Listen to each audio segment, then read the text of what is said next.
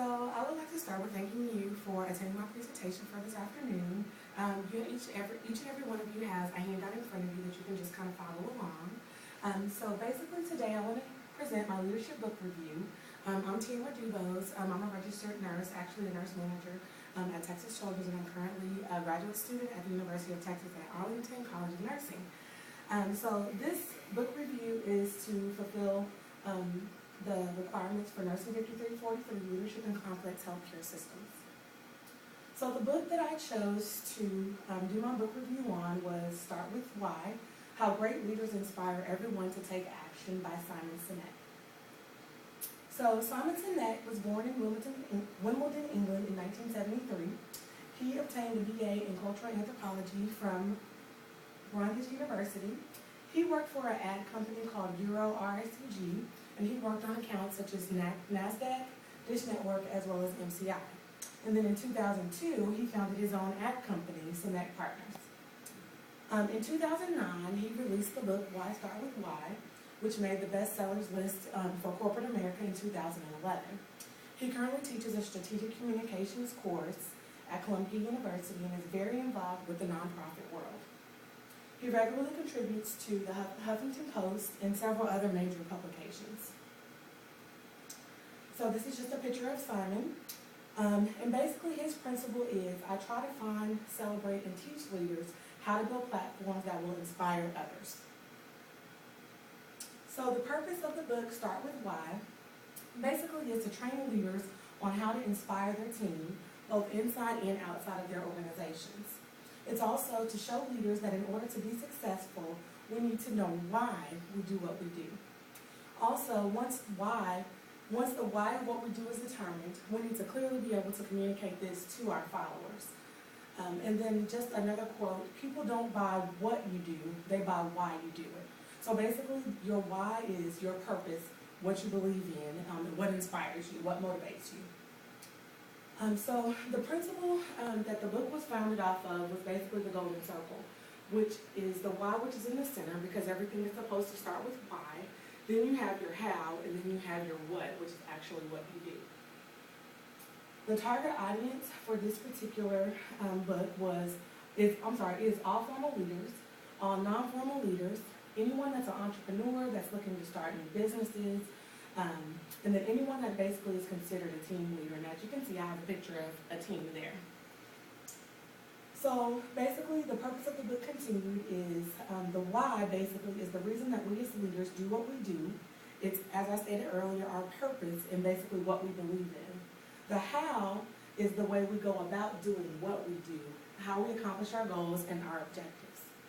The what is what we actually do. It's what service we provide or what products we produce or manufacture. And then basically, without the why, we cannot be successful. The strengths of this book are that the purpose of the book is very clearly stated. Sinek used several examples to explain the relationships between the why, the what, and the how. Some of these examples include the Apple company versus the Dell company. The reason Apple is so successful and so versatile in its products is that because their why is to challenge the status quo. So that doesn't necessarily mean that their products are better, they're just different. And so for anybody that is looking for something different or a way to challenge the norm, they typically will have an Apple product. Another example is United Airlines versus Southwest Airlines. And so one of Southwest, their big why is to be the champion for the common man. Their prices are cheaper. Their flights, they claim are a little bit more fun. And then at one point, United Airlines tried to follow Southwest Airlines protocol or whatever, and they were unsuccessful just because that's not basically what their motivation is. And then the last example that they gave in the book was Dr. Martin Luther King's dream. So Dr. Martin Luther King's dream was to inspire Americans to fight for their civil rights and to be equal. And his dream was that everyone in America would be equal. So that was his why. The weaknesses of the book are that the message is very repetitive. It's a lot of why everything. There were no suggestions to actually help the reader understand how to figure out their why.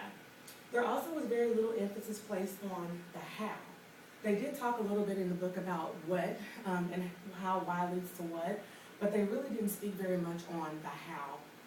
The next part is that it didn't really touch on how to keep your employees inspired once the why has been determined. So in order for you to inspire others, you have to have a why, but it doesn't really tell you how to maintain that inspiration and motivation in your followers. The final weakness is that the book, to me, was geared more towards first-line leaders, such as CEOs and CNOs, rather than middle leaders, such as nurse managers. Were the objectives of this book achieved? So the author basically was very successful in achieving his objectives because, first of all, the reader has a clear understanding of the importance of knowing why they do what they do. Also, the reader has an understanding of why it's important to clearly communicate the reason that you do, what your inspiration is to the people that follow you in order that they may be inspired. And just a quote to remember, if you follow your why, then others will follow you.